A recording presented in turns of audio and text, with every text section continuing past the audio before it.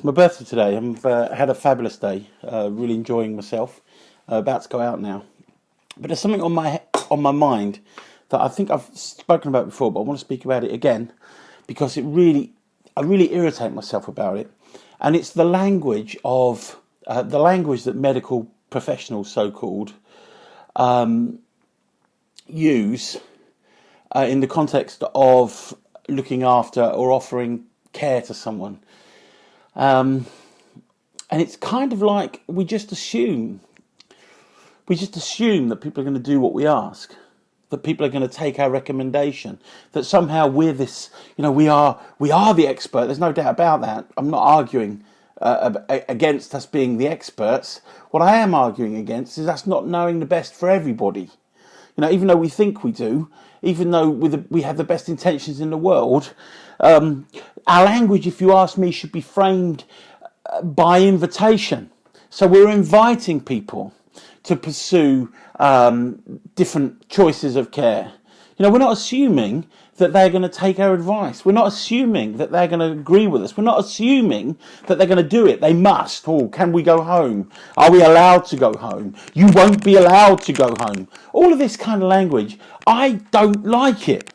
I don't like it when we have these policies. I don't mind policies so much, so long as we understand that they're not absolute. They're based on the best evidence that we currently have, usually a randomized controlled trial, and they're useful. But when they drive our practice to the point where women feel like they don't have a choice, like, can I go home? Will I be allowed to go home? Well, if the doctor says you can, if the midwife says you can, well, the midwife can invite you to stay. The midwife can invite you based on evidence and based on their experience. But at the end of the day, it's the woman's choice. Yes, it is. We say we believe that. We say we're passionate about that. But the language that we use often around women and their partners is not the language of invitation. It's the language of demand. It's the language of we know best. I've given up using any language that smacks of me imposing the will of the institution. I don't really care about policies and NS, whatever they are. The NS. I don't know. I've lost my train of thought with that. I care about women having great care. I care about women being invited to follow our policies when our policies make sense. But it's really important to me that they feel that they have a choice. They feel that they have a choice. It's time to wake up, if you ask me.